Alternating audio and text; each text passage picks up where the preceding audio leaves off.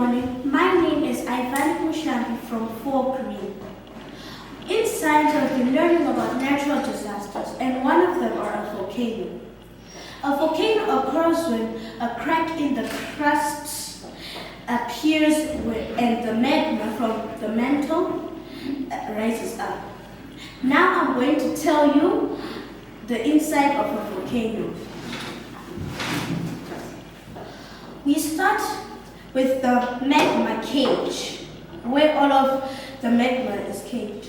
Then we have the vent pipe where the magma flows up. The crater is where the volcano magma rises out.